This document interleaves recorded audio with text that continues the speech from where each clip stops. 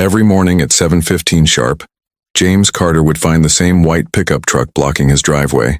And every morning, the man behind the wheel would smile at him through the rearview mirror before casually walking away.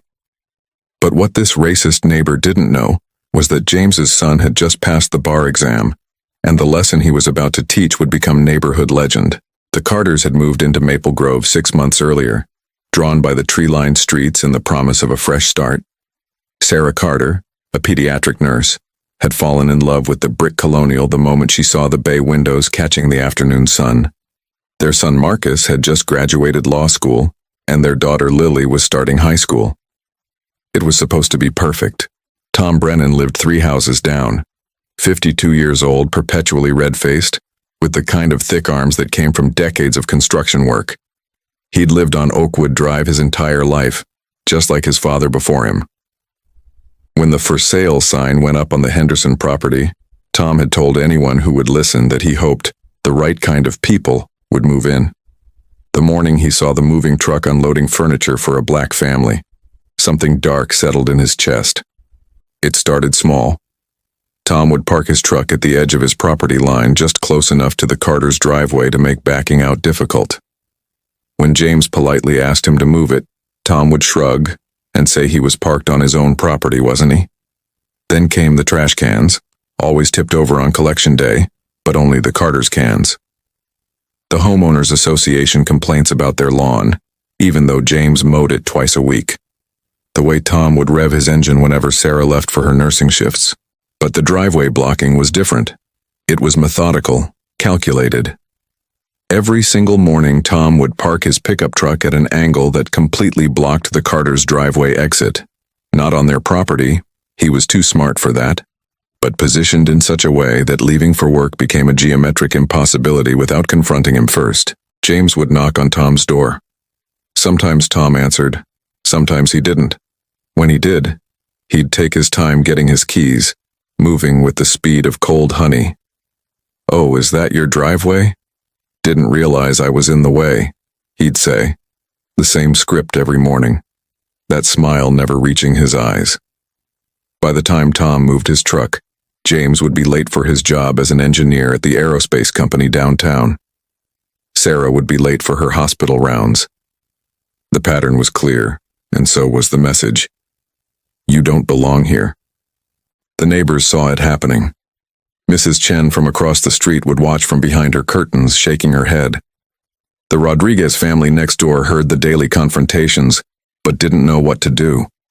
In a neighborhood that prided itself on being nice, nobody wanted to acknowledge what everyone could see. It's easier to look away than to stand up. Easier to assume there must be 2 sides to every story. Marcus came home for Thanksgiving weekend and immediately noticed his mother's exhaustion, the tightness around his father's mouth. Over dinner, the story spilled out. 6 months of harassment, police reports that went nowhere because technically no laws were being broken, and a growing sense of helplessness. James had always taught Marcus to take the high road, to be patient, to believe that good people would eventually do the right thing. But 6 months had passed, and the good people of Maple Grove had done nothing. That night, Marcus sat in his childhood bedroom, now set up as a guest room, and opened his laptop. He'd just passed the bar 2 months ago and started working at a civil rights firm in the city.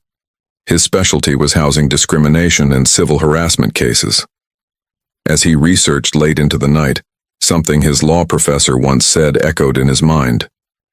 The law is a tool. In the right hands, it can build justice. In the wrong hands, it can be a weapon. But in the clever hands, it can be a mirror, forcing people to see exactly what they've become. By Sunday evening, Marcus had a plan. Not revenge. Something more elegant than that. Something that would use Tom's own actions, his own patterns, his own hate against him. On Monday morning, he woke up at 6 and waited. Sure enough, at 7:15 a.m., Tom's white pickup truck rolled up and parked at that precise angle, blocking the driveway exit. But this time, Marcus was ready. He stepped outside with his phone and began recording. Not confrontationally, just documenting. The date, the time, the position of the vehicle. Tom noticed him and smiled that same ugly smile, giving a little wave. Marcus waved back pleasantly and went inside. The next morning, same thing. Tom was nothing if not consistent.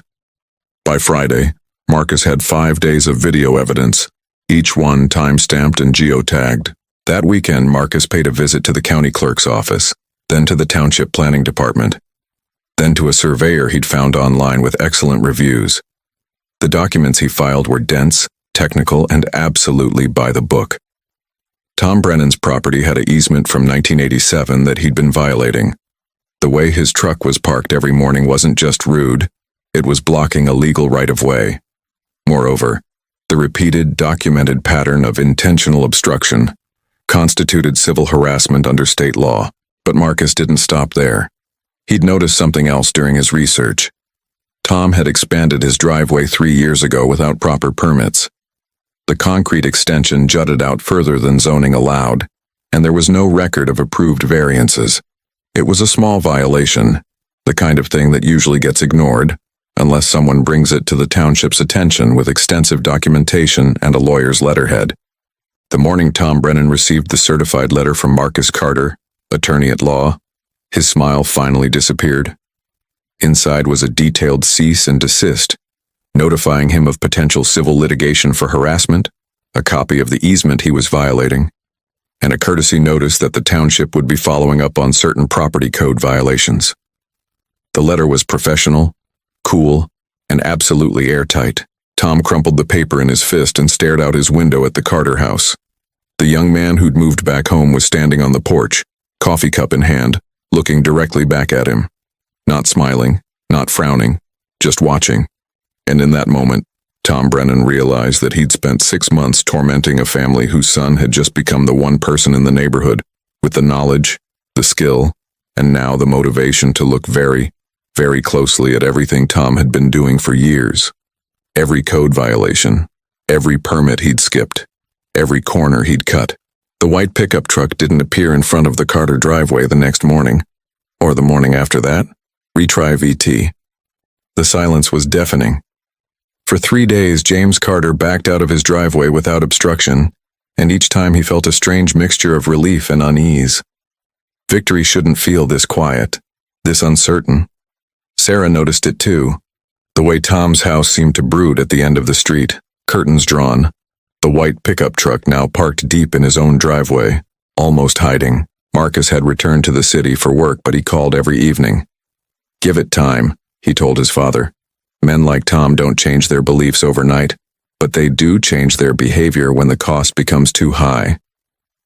James wanted to believe him, wanted to trust that a legal letter could reshape years of ingrained hate. But he'd lived long enough to know that cornered animals were the most dangerous kind. What none of them knew was that Tom Brennan sat in his living room each night, that crumpled letter smoothed out on his coffee table, reading it over and over. The words burned: pattern of harassment, civil liability, documentation of intentional conduct. His ex-wife Linda had warned him years ago that his temper would cost him everything someday. She'd left him over it, took their daughter Melissa to Oregon, and he hadn't spoken to either of them in 4 years. Now this kid, this lawyer barely old enough to shave, was threatening to expose every shortcut Tom had taken, every rule he'd bent, because he knew the right people at the township. But Tom wasn't alone in his stewing rage. At Murphy's bar on Thursday night, he found sympathetic ears. Eddie Walsh, who worked at the plant, listened while nursing his beer. "It's your property, your street," Eddie muttered. "These people come in and suddenly you can't even park your own truck?" By midnight, Tom had convinced himself he was the victim here, that he was the one being pushed around. The letter wasn't justice, it was intimidation. And Tom Brennan didn't respond well to intimidation. The following Tuesday, Sarah's car wouldn't start. When the mechanic towed it to his shop, he found sugar in the gas tank. 2 days later, someone spray-painted a single word across the Carter's trash cans. James scrubbed it off before Lily could see it on her way to the school bus. But his hands shook as he worked, and Sarah stood on the porch with her phone ready to call 911, though they both knew the police would file another report that went nowhere. Marcus drove home that weekend, fury barely contained beneath his professional calm. "We document everything," he told his parents. "Every incident, every act of vandalism, every threatening gesture. We're building a case now. Not just harassment, but targeted hate crimes. This is federal territory.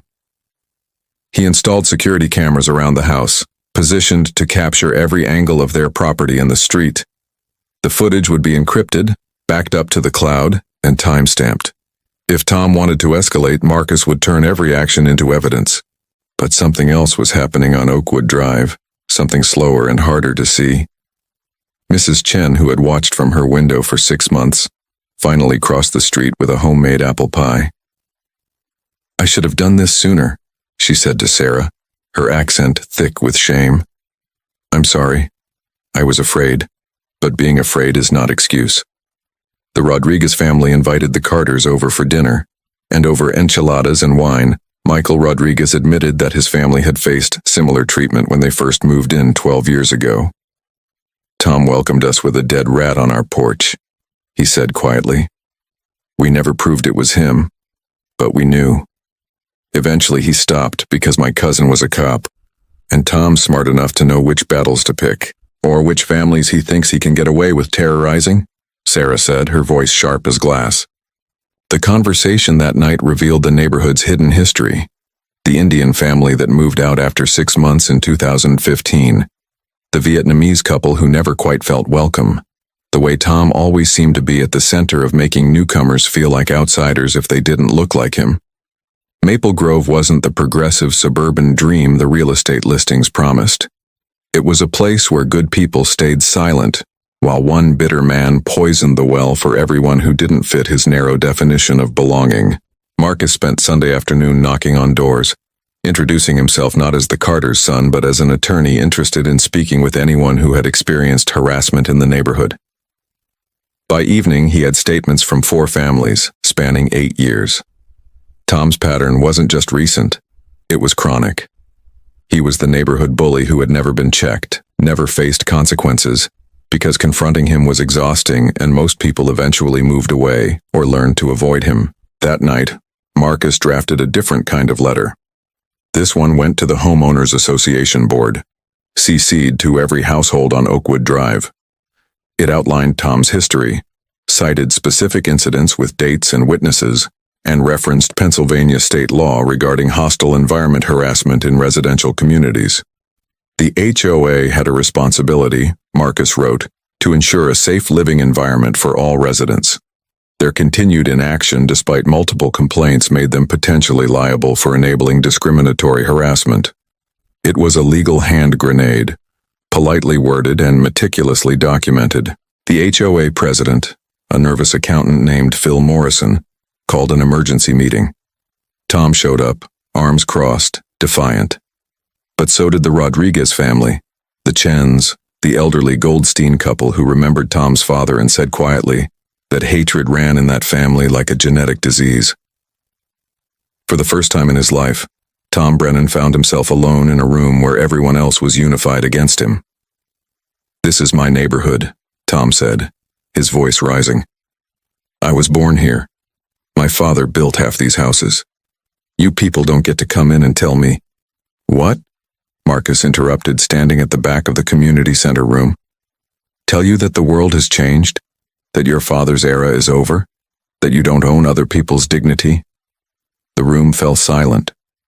Tom turned, his face reddening when he saw the young lawyer he'd been tormenting by proxy for months. "You filed complaints about my family's lawn. You blocked our driveway. You vandalized our property. And you did it because you can't accept that we have every right to be here that you do. Actually, Mr. Brennan, we have more right. Because we pay our property taxes on time, follow zoning codes, and don't spend our days making our neighbors miserable." Marcus held up a folder.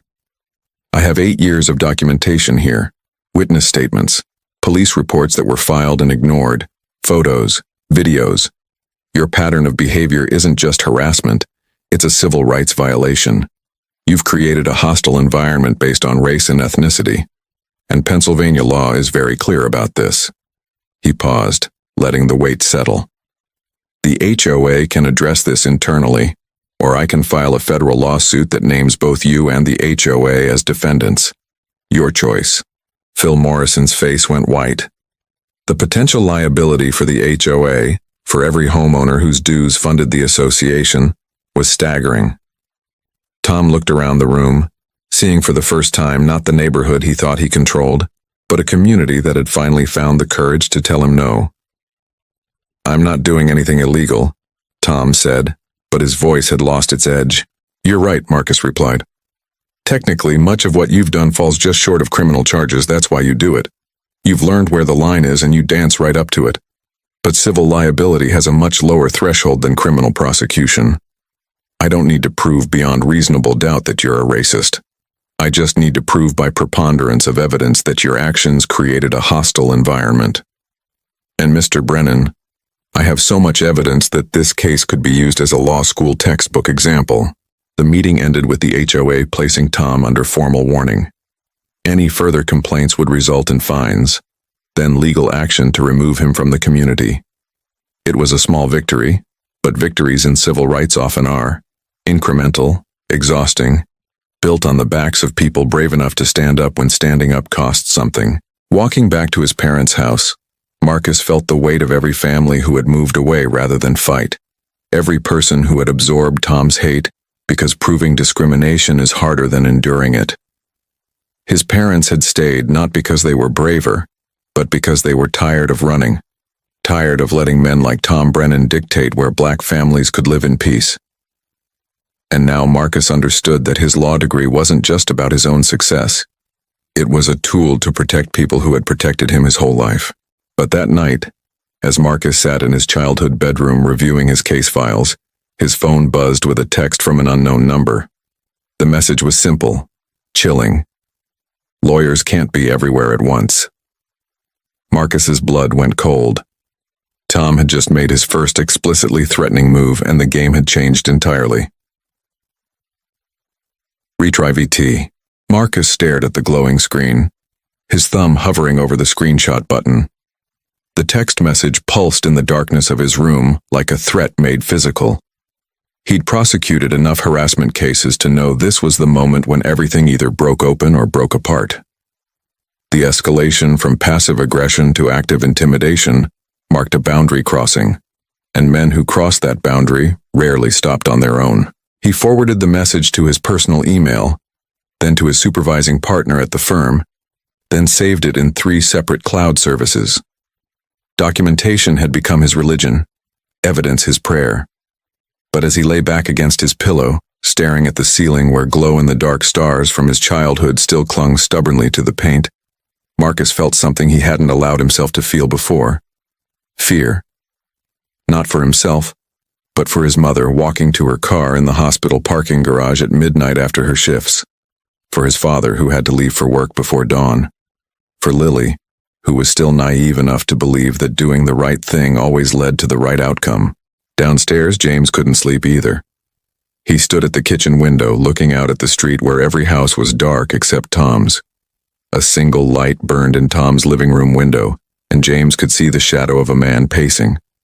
2 men, awake at 3 a.m, separated by a few hundred feet, and a chasm of understanding so wide that no bridge seemed capable of spanning it. James had grown up in Alabama in the 70s, had seen real hatred, the kind that burned crosses and wore hoods. He'd thought moving north, working hard, providing for his family would insulate them from that history. But hate didn't die. It just evolved, learned to wear khakis and drive pickup trucks and hide behind property rights. The next morning, Marcus drove to the police station before work. Officer Patricia Dunn, a 20-year veteran with tired eyes and a reputation for actually listening, took his report. She photographed the text message, had him fill out forms, and then said the words he'd expected. It's threatening but vague. No specific mention of violence. We can note it in the file, but unless he does something overt, our hands are tied. She paused, studying Marcus with the look of someone who had seen this script play out too many times. Off the record, get your family out of that house until this settles. Men like Brennan, when they feel cornered, they don't think straight. We're not leaving, Marcus said. That's what he wants. To scare us into moving so he can tell himself he won, that he drove out the family that didn't belong. Officer Dunn nodded slowly. I grew up 3 blocks from Oakwood Drive. Tom's father used to patrol the neighborhood like he owned it, made it real clear who was welcome and who wasn't. Tom learned from the best. But here's what his father understood that Tom doesn't.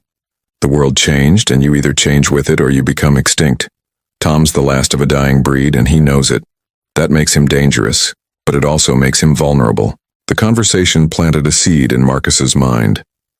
That afternoon, instead of returning home, he drove to the county courthouse and pulled property records for Tom's house. What he found was illuminating. Tom's father had purchased the house in 1968 for $18,000. Tom inherited it in 2003, mortgage-free. He'd taken out a home equity line of credit in 2009, borrowing heavily during the financial crisis. Then another in 2015. The current liens on the property totaled more than the house was worth in the current market. Tom Brennan was drowning in debt, living in a house that was more monument to his father's success than his own, trapped by financial decisions he couldn't undo. Marcus sat in his car outside the courthouse, pieces clicking together. Tom's hostility wasn't just racism, though that was certainly the fuel. It was desperation. Every new family moving into Maple Grove represented change, and change threatened the fragile mythology Tom had built around himself. That he was his father's son. That he belonged to this place. That his birthright meant something. The Carters weren't just black neighbors. They were successful black neighbors. Their lives a mirror reflecting everything Tom had failed to become. Understanding your enemy is different than forgiving them, Marcus thought. Knowing why Tom hated didn't excuse the hate, but it did reveal a strategy. You can't reason with ideology, but you can exploit weakness. And Tom's weakness was pride wrapped around fear, wrapped around financial desperation. That evening, Marcus made a phone call to a real estate developer he'd met at a bar association event. 20 minutes later, he had information that shifted everything. A major development company was quietly buying properties on and around Oakwood Drive, planning a mixed-use renovation project. Property values were about to spike significantly. Tom's house, if he could clear the liens, was worth far more than he probably realized. He was sitting on a way out of his financial hole and didn't even know it. Marcus spent the weekend crafting a different kind of strategy, one that his law professors would have recognized as the art of giving your opponent a face-saving exit. On Monday, he arranged a meeting through Phil Morrison at the HOA. Neutral ground, witnesses present, everything documented. Tom showed up looking like a man who hadn't slept in days, his eyes bloodshot, his jaw clenched so tight Marcus could see the muscles working. "I'm here to offer you a choice," Marcus began, his voice calm, almost gentle. "You can continue what you've been doing. I'll file the federal lawsuit. The township will pursue every code violation, and this will consume the next year of your life. Legal fees, fines, your name in the local paper associated with racial harassment. Or," he paused, sliding a folder across the table, "you can take a different path." Tom stared at the folder like it might contain a snake. "What kind of path?" "The development company buying up properties in this area needs sellers. Your house, debt-free, would be worth $260,000, enough to pay off your liens and have money left over. They're offering premium prices to avoid holdouts. I'm not suggesting you have to leave, but I am telling you that you have options you might not be aware of." Tom opened the folder, his hands trembling slightly. Inside were comps, market analyses, contact information for the development company's acquisition team. "Why would you help me?" His voice was thick with suspicion. "I'm not helping you," Marcus said. "I'm helping my family by showing you that you don't have to destroy yourself fighting a battle you've already lost. The neighborhood is changing, the world is changing. You can rage against it and lose everything, or you can adapt and actually come out ahead." He leaned forward. "My parents aren't leaving. Neither am I. You've made our lives difficult for 6 months, and I could make your life legally complicated for years. But I'd rather invest my energy in building something than tearing you down. That's the difference between us." The room was silent except for the hum of the fluorescent lights overhead. Phil Morrison shifted uncomfortably in his chair, unsure if he was witnessing reconciliation or just a more sophisticated form of warfare. Tom's eyes moved from the folder to Marcus's face, searching for the trap, the hidden blade. But Marcus's expression was neutral, professional, free of the gloating that Tom had expected. "I grew up in this house," Tom said finally, his voice barely above a whisper. "My father built the back deck himself, taught me to ride a bike in that driveway. It's all I have left of him." For a moment, Marcus saw past the man who had tormented his family and glimpsed something more complicated. A middle-aged man clinging to a past that couldn't sustain him, confusing a building with belonging, a location with love. "Then you're living in a museum," Marcus said, not unkindly. "And museums are for dead things. Your father's memory doesn't live in this house. It lives in the choices you make, the person you become.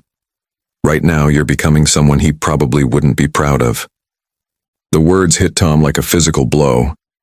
His face flushed, but instead of the anger Marcus expected, something else appeared. Shame. Raw, undeniable shame. "You don't know anything about my father," Tom said, but there was no heat in it. "You're right," Marcus agreed, "but I know about mine, and I know that he taught me that strength isn't about making other people small. It's about standing up when standing up costs you something. These past months have cost my family peace, dignity, and a sense of safety in their own home. The question is, what's it going to cost you to keep going?" Tom stood abruptly, the chair scraping against the floor. He grabbed the folder, his knuckles white against the manila paper. "I need to think," he said, and walked out without another word. Through the window, Marcus watched him sit in his truck for 10 minutes, forehead pressed against the steering wheel, shoulders shaking in a way that suggested either rage or something that looked disturbingly like crying. That night, Sarah asked Marcus what he hoped to accomplish. They sat on the back porch, the October air crisp with the promise of winter, leaves rustling in the darkness beyond the security light's glow. "I hope to give him an off-ramp," Marcus said. "People don't change their deepest beliefs easily, but they do change their behavior when the incentives shift. If Tom can convince himself that leaving or backing down was his choice, made for his benefit, then maybe we can all move forward." "And if he doesn't take it?" Sarah's question hung in the cool air. "Then we go to war," Marcus said simply. "And we win. Because he's not the first racist we've faced, and he won't be the last. But maybe, just maybe, we can be the family that showed him there was another way to be." 3 days passed. The white pickup truck remained in Tom's driveway, but so did a silver sedan that Marcus didn't recognize. On Thursday afternoon, Marcus received an email from the development company's representative. Tom Brennan had contacted them about a potential sale. The meeting was scheduled for the following week. It wasn't surrender, not exactly. But it was movement, and movement was hope. But Friday evening shattered that fragile hope. Marcus was in the city when his mother called, her voice tight with controlled panic. Someone had thrown a brick through their front window. Spray painted on their garage door were words that made Marcus's blood turn to ice. And sitting on their porch, clearly visible in the security camera footage, was a burning cross barely 2 feet high, a mockery of historical terror, made miniature, but no less menacing. Tom's truck was gone from his driveway. And suddenly, Marcus realized that offering a man an exit strategy and that man actually taking it were two very different things. Retry VT.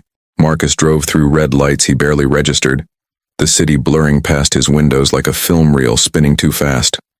His phone was on speaker, his mother's voice a lifeline threading through the panic that threatened to swallow rational thought. "We're okay, we're safe," Sarah kept repeating, but her words trembled at the edges. "The police are here. Your father put out the fire." Marcus, it was so small, almost pathetic, but the message... Her voice broke. The message was clear. He made the 40-minute drive in 27 minutes.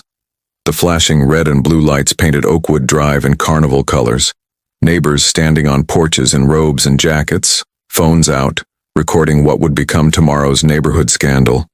Marcus parked crooked against the curb and ran toward his house, where Officer Dunn stood on the porch taking photographs while his father sat on the steps, soot on his hands, his face carved from stone. James looked up when Marcus approached, and in his father's eyes was something Marcus had never seen before. Not fear, not anger, but a bone-deep weariness that came from fighting battles you thought you'd left behind in another lifetime. "I stomped it out with my boot," James said quietly. "Wasn't even real wood, just some kindling wrapped in rags soaked in lighter fluid. Like he went to YouTube to learn how to be a proper racist." The bitter laugh that followed was worse than tears. Inside, Sarah was sweeping glass from the living room floor, her movements mechanical, precise. Lily sat on the couch, arms wrapped around herself, her teenage confidence shattered into something that looked like the frightened child she'd been years ago. The brick that had come through the window sat on the coffee table, wrapped in a plastic evidence bag. On it, in crude black marker, "Last warning." Marcus found himself unable to speak, his legal training evaporating in the face of his family's trauma. All his strategies, his carefully crafted exits and documented evidence, his belief that reason could prevail over hate. It all felt like academic theory confronting the blunt reality of violence. Officer Dunn approached him, her expression grim. Cameras caught it all. Male figure, approximately Tom Brennan's height and build, face obscured by a hood. Happened at 7:42 p.m. Brennan's truck is gone and he's not answering his door. "We've put out an alert, but Marcus..." She hesitated. This crossed a line. Arson, terroristic threats, hate crimes. This isn't civil harassment anymore. This is criminal. "Where is he?" Marcus's voice came out flat, dangerous. "We don't know, but we'll find him. In the meantime, is there somewhere your family can stay tonight?" The Rodriguez family offered their home immediately. Mrs. Chen brought blankets and tea. Phil Morrison arrived in his pajamas, stammering apologies, promising emergency HOA action, his face ashen with the realization that his inaction had contributed to this moment. The neighborhood that had been silent for months suddenly rallied, guilt and fear transforming into belated solidarity. But Marcus barely registered any of it. He stood in his parents' yard, staring at Tom's dark house 3 doors down, and felt something shift inside him. Not toward violence, but toward a cold, calculated determination that felt more dangerous than anger. At midnight, after his family was settled at the Rodriguez house, Marcus drove to his office downtown. The firm was empty, security lights casting long shadows across rows of legal texts and case files. He made coffee and began to work. If Tom wanted war, Marcus would give him war, but not with fists or flames, with paperwork, with precedent, with the systematic dismantling of everything Tom had tried to protect. By 3 a.m., Marcus had drafted a federal lawsuit naming Tom Brennan individually and the HOA as a co-defendant for enabling a hostile environment. He'd compiled every photo, every video, every witness statement into an appendix that read like a chronicle of systematic terror. He'd contacted the FBI field office. Hate crimes with arson were federal jurisdiction. He'd reached out to the ACLU, to the NAACP Legal Defense Fund, to every civil rights organization in the state. Tom had escalated this from a neighborhood dispute to a national story, and Marcus would make sure the story got told. But more than that, Marcus did something that surprised even himself. He pulled Tom's property records again, his tax history, his employment records. Tom worked construction, but the jobs had been sporadic over the past 3 years. Medical bills and collections, credit card debt accumulating interest. And then Marcus found it, Tom's father's will, filed in probate court in 2003. The house had been left to Tom with a condition: he could never sell it without his sister's permission. Tom had a sister, Jennifer Brennan Walsh, living in Florida, and according to her social media, which Marcus found after 20 minutes of searching, she was married to a black man and had biracial children. Marcus sat back in his chair, the pieces of Tom's psychology suddenly clarifying with painful precision. Tom wasn't just fighting the Carters. He was fighting his own family's evolution, his sister's choices, the way even his bloodline had rejected the ideology he'd inherited from their father. Every time Tom looked at Marcus's family, he saw his sister's happiness, his nephews and nieces he'd never met, the life he'd chosen to refuse out of loyalty to a dead man's bigotry. At dawn, Marcus made a decision that would have horrified his law professors. He found Jennifer Brennan Walsh's phone number through a skip tracing database the firm subscribed to. At 7 a.m. Florida time, he called her. She answered on the third ring, her voice thick with sleep and suspicion. "Who is this?"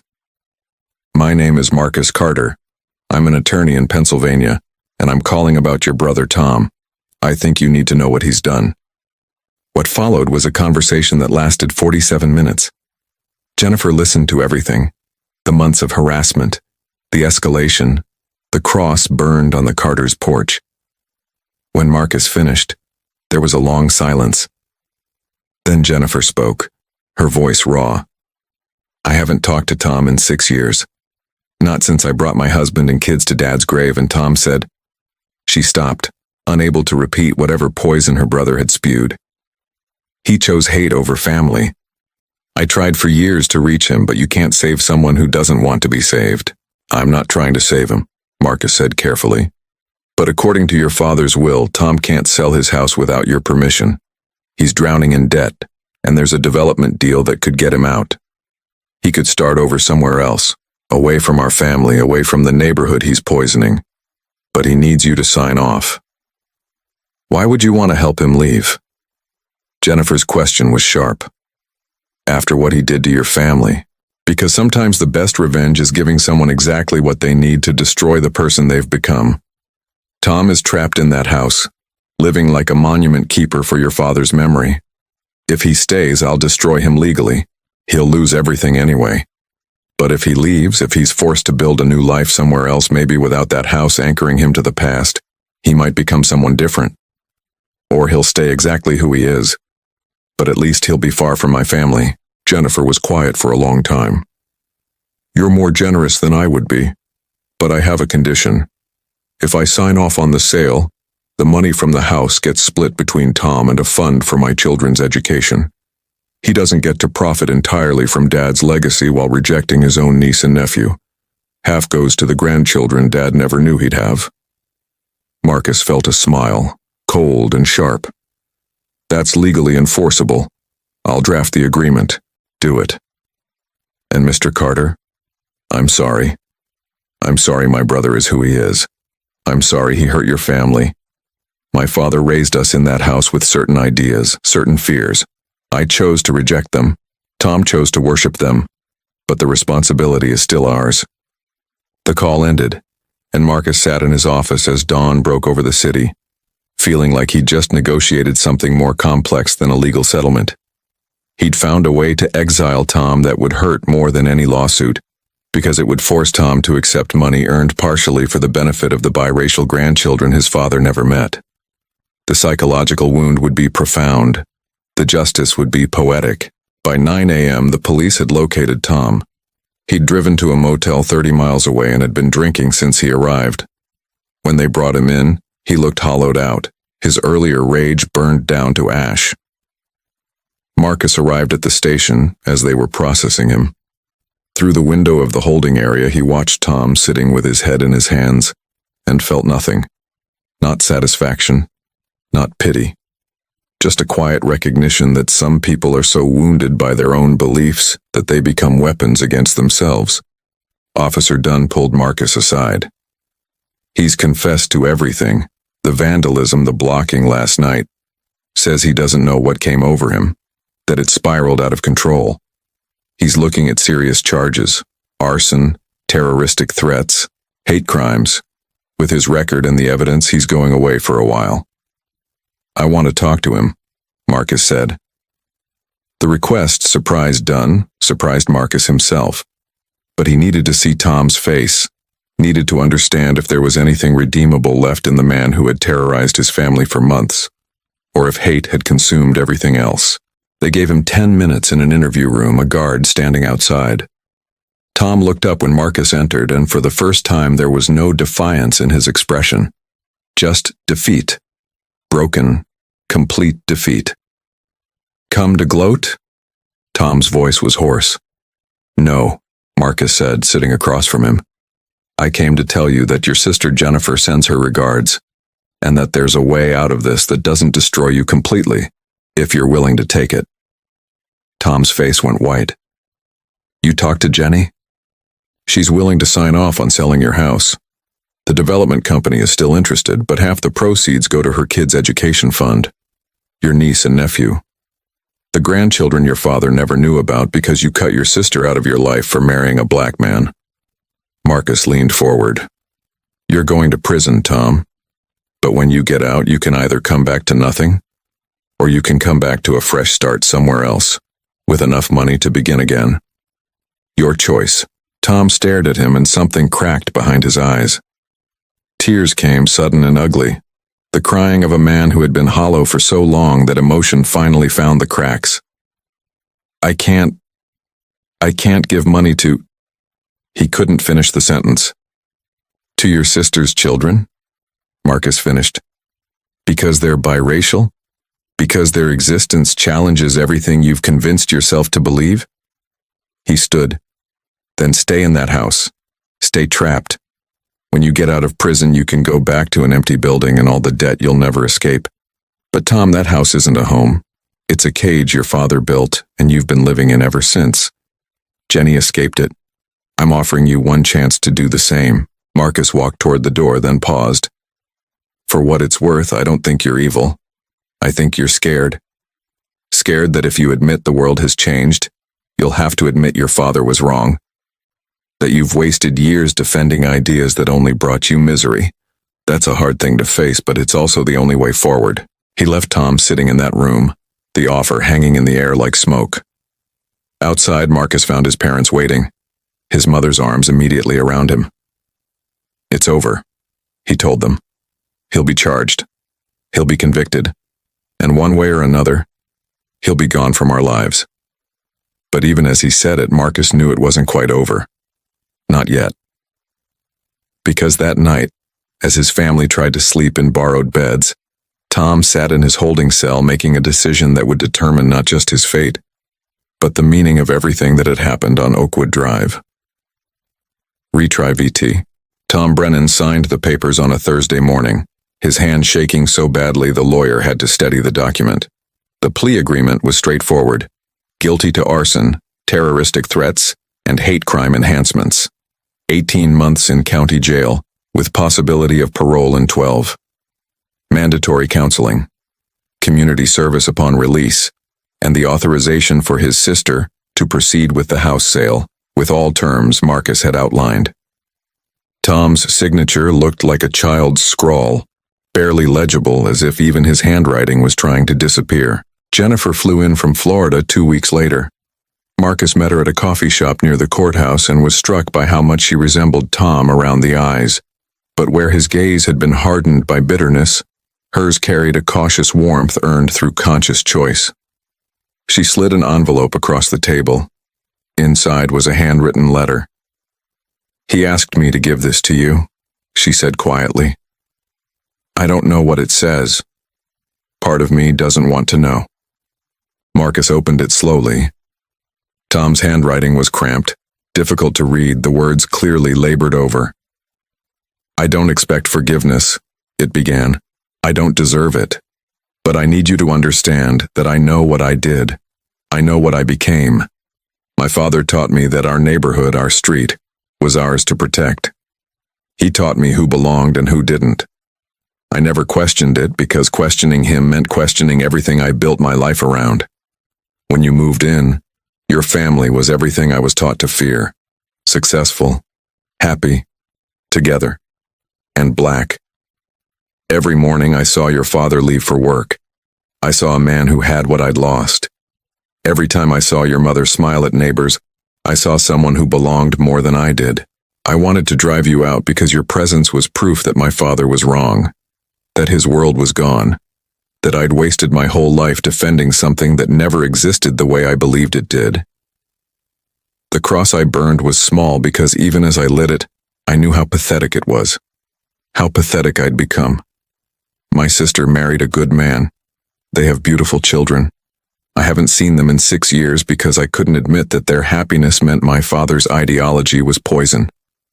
This house, this street, this identity I clung to, it was all I had. And I used it to hurt people who never did anything except exist where I decided they shouldn't.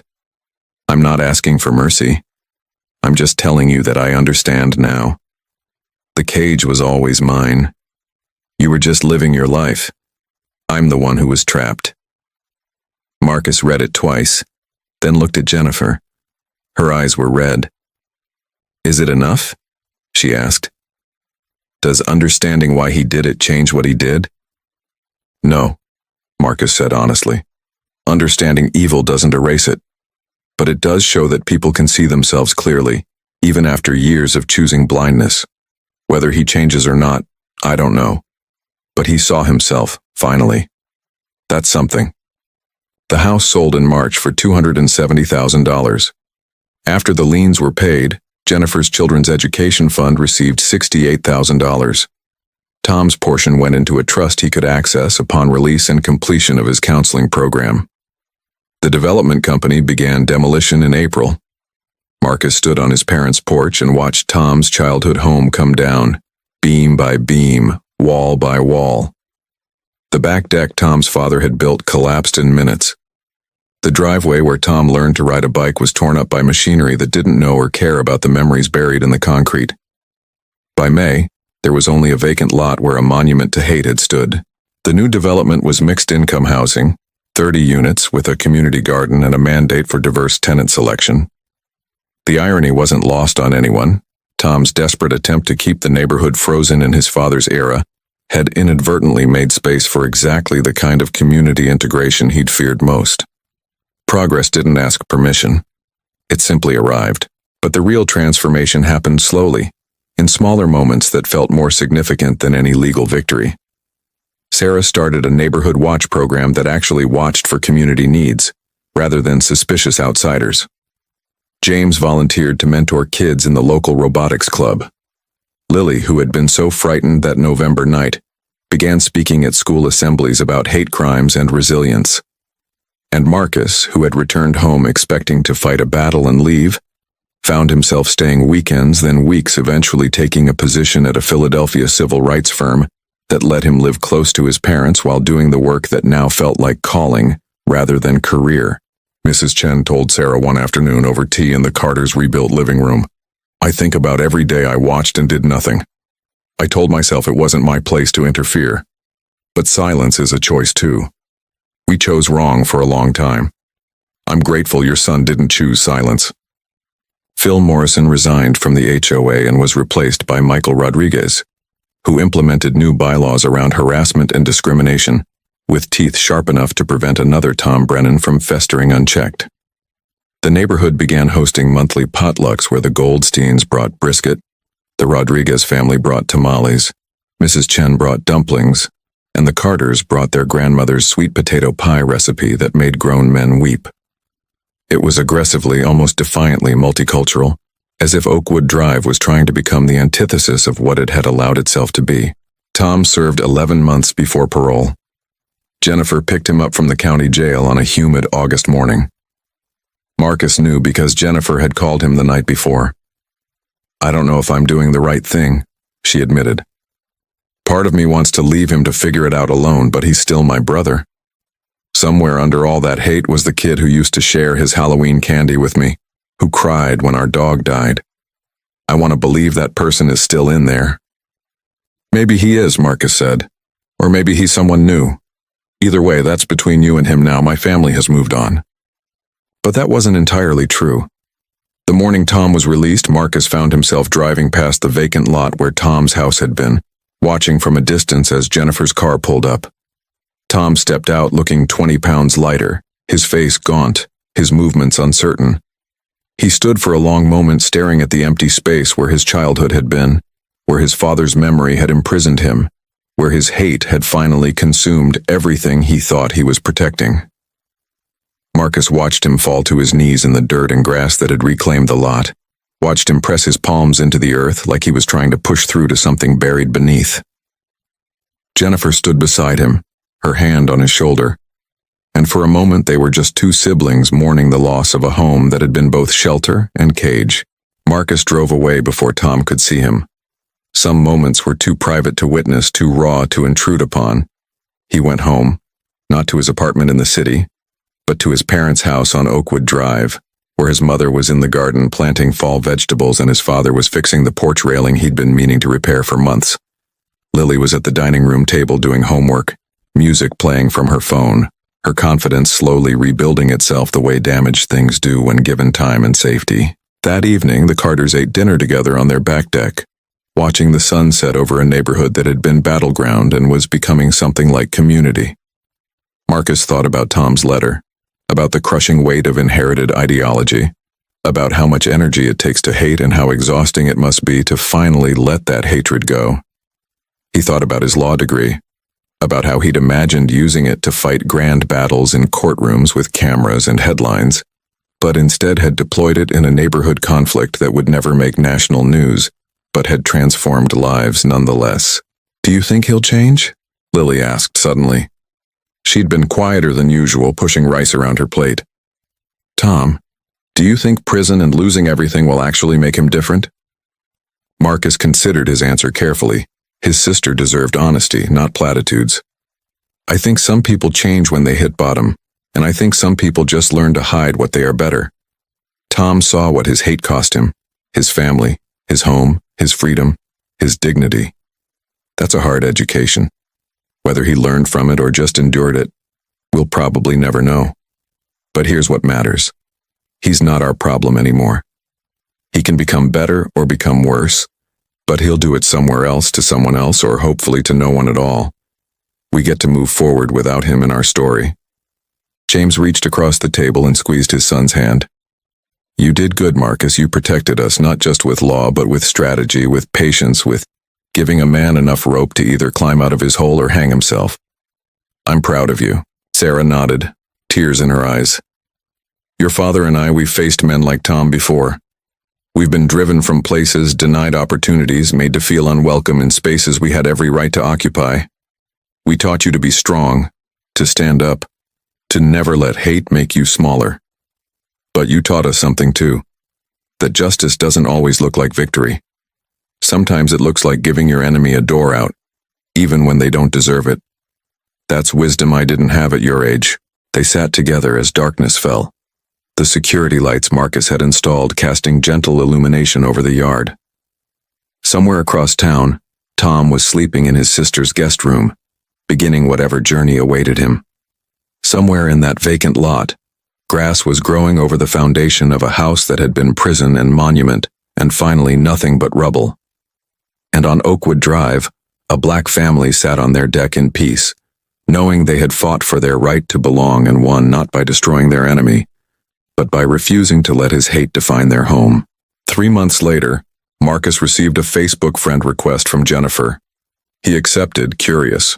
She messaged him immediately. Tom moved to Arizona. He's working construction, started going to AA meetings even though alcohol wasn't his main problem. He says he's trying. I don't know if I believe him yet, but he calls his niece and nephew every Sunday. He stammers through conversations about school and sports, and I can hear him trying to connect with these children he refused to acknowledge for years. It's awkward and painful and maybe won't lead anywhere. But it's something I thought you should know. Marcus typed back, "Thank you for telling me. I hope he finds peace. More importantly, I hope your family does." He closed his laptop and looked around his childhood bedroom, which his parents had kept exactly as he'd left it, as if they'd always known he'd come home. The glow in the dark stars on the ceiling still held their faint luminescence. Outside his window, Oakwood Drive was quiet, peaceful, unremarkable in the best possible way. A neighborhood where families lived and children played and people said hello to each other without calculation or fear. It had taken a lawyer's mind and a son's love and a community's eventual courage to make it that way. But it had happened. Justice, messy and complicated and imperfect but real. And that, Marcus thought, was worth everything. Retry VT. 2 years slipped by like water through open hands, bringing the kind of quiet healing that only time and intention can provide. Marcus made partner at his firm on the same week his parents celebrated their 30th wedding anniversary. The party was held in their backyard on Oakwood Drive, strung with lights that turned the evening into something magical. Neighbors came, dozens of them, bringing food and stories, and the casual intimacy of people who had stopped being strangers and become something more essential. Mrs. Chen's grandson played guitar. The Rodriguez children taught Lily salsa dancing. Phil Morrison, who had found his courage too late but found it nonetheless, gave a toast about the importance of standing up even when your voice shakes. Sarah stood beside her husband watching their son laugh with neighbors, and felt something she hadn't allowed herself to feel during those dark months when a white pickup truck blocked their driveway every morning. She felt like she belonged. Not because anyone had granted her permission, but because she and her family had claimed their right to exist in this space without apology or compromise. The difference was profound. Marcus found himself thinking about Tom less and less as time passed, but when he did, it was with a complexity he couldn't quite name. Not forgiveness exactly. Not vindication either. Something closer to understanding that people contain multitudes, that someone can be both victim and victimizer, both trapped and trapper, both hateful and pitiable. Tom had been raised in poison and had chosen to drink deeply rather than seek an antidote. But he had also, in his own broken way, finally acknowledged the cage he'd built around himself. Whether that acknowledgement led to transformation or merely to better concealed bitterness, Marcus would never know, and he'd made peace with not knowing. Jennifer sent occasional updates. Tom was still in Arizona, still working, still making those awkward Sunday phone calls to his niece and nephew. He'd started volunteering at a community center, teaching woodworking to at-risk youth. Jennifer said he never talked about Pennsylvania, about Oakwood Drive, about what he'd done. It was as if he'd sealed that part of his life in concrete and buried it somewhere he never intended to excavate. Maybe that was his version of healing. Maybe it was just avoidance dressed up as progress. Either way, he was someone else's neighbor now, someone else's concern, and Marcus had his own life to build. Lily graduated high school with honors and a full scholarship to study civil rights law at Howard University. During her valedictorian speech, she talked about the night a burning cross appeared on her family's porch, about the fear that had paralyzed her, and about watching her brother transform that fear into action. "I learned that justice isn't passive," she told her classmates and their families. "It doesn't just happen because good people exist. It happens because good people decide that silence is too expensive, that looking away costs too much, that belonging is worth fighting for. My family fought for the right to live in peace, and we won. But the victory wasn't in defeating one hateful man. It was in proving that a community can choose to be better than its worst member." Marcus sat in the audience with tears streaming down his face, watching his baby sister claim her own voice, her own power, her own understanding of what their struggle had meant. Sarah gripped James's hand so tightly her knuckles went white. This, they thought, was the real victory. Not the legal proceedings or the house sale or Tom's imprisonment. The victory was that their children had witnessed hate and chose love anyway, had seen injustice and committed themselves to fighting it, had been wounded but refused to let the wound define them. The vacant lot where Tom's house had stood became a community garden by the third year. Marcus helped build the raised beds, working alongside neighbors who had once crossed the street to avoid confrontation. They planted tomatoes and peppers and herbs, and children who had been toddlers when the Carters first moved in now played between the rows, their laughter erasing the ghost of what had stood there before.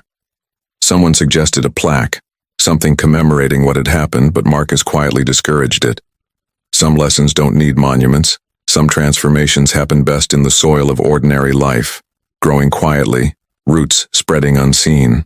He thought about this one Saturday afternoon, kneeling in that garden, hands deep in earth that had once been Tom's foundation. How much of who we are is inherited and how much is chosen? How many Tom Brennans exist in neighborhoods across America, clinging to their father's ideologies like drowning men clutching anchors? How many families like the Carters face down that hate with nothing but dignity and determination, and the belief that they deserve the same basic human right to exist in peace? The questions felt endless, overwhelming, but the earth under his fingernails felt real and present and remarkably hopeful. Marcus had learned something profound through this ordeal, something they didn't teach in law school. Change doesn't happen through perfect arguments or flawless logic or even righteous anger. Change happens in the accumulation of small, consistent acts of courage. His mother going to work every day despite the vandalism. his father refusing to be intimidated into moving, Mrs. Chen finally crossing the street with that apple pie, the Rodriguez family offering their home. Each act was small, possibly insignificant on its own. But together they formed a net that caught a falling community and held it up long enough for healing to begin. 5 years after that November night when hate tried to burn them out, Marcus stood in his parents' driveway on a Sunday morning, coffee in hand, watching neighbors walk their dogs and children ride bicycles, and life unfold with blessed mundanity. The white pickup truck was gone. Tom was gone. The house was gone. But the Carters remained, and that persistence was its own form of resistance, its own declaration of victory. His phone buzzed. A text from Jennifer. Tom asked me to tell you something. He said to say he's sorry. That's all, just sorry. I don't know if you care, but I promised I'd pass it along. Marcus stood there for a long time, staring at those 2 words on his screen. Sorry. A word that could mean everything or nothing depending on what followed it, on whether it was the end of a sentence or the beginning of a changed life. He thought about responding, thought about saying something profound or cutting or magnanimous. Instead, he simply typed, "Thank you for telling me.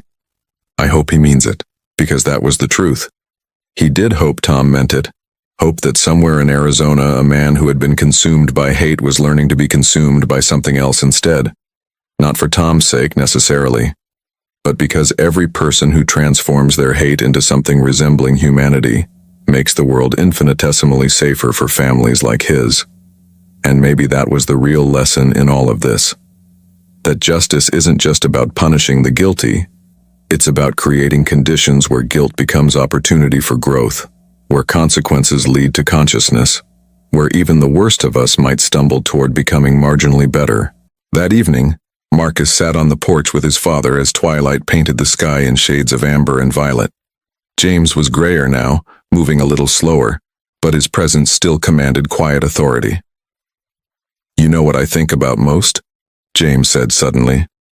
"Not the harassment or the threats or even that burning cross.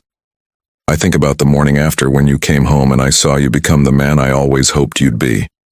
Not because you were perfect, but because you were strategic and compassionate and unwilling to let hate reduce you to hatred. You could have destroyed Tom. Instead, you gave him a choice. That takes a kind of strength I didn't fully understand until I watched you do it. I learned it from you," Marcus said. "You and Mom. You could have left, could have decided Oakwood Drive wasn't worth the fight. But you stayed. You taught me that belonging isn't granted by others, it's claimed by ourselves, and that sometimes claiming it means fighting, but always means refusing to become what you're fighting against." They sat in comfortable silence as darkness settled over the neighborhood, watching lights come on in windows, hearing the distant sounds of families settling into evening routines. Somewhere in that ordinary tableau was the extraordinary fact of persistence, of presence, of people choosing every day to build community rather than walls, to reach out rather than close off, to believe that their humanity was worth defending.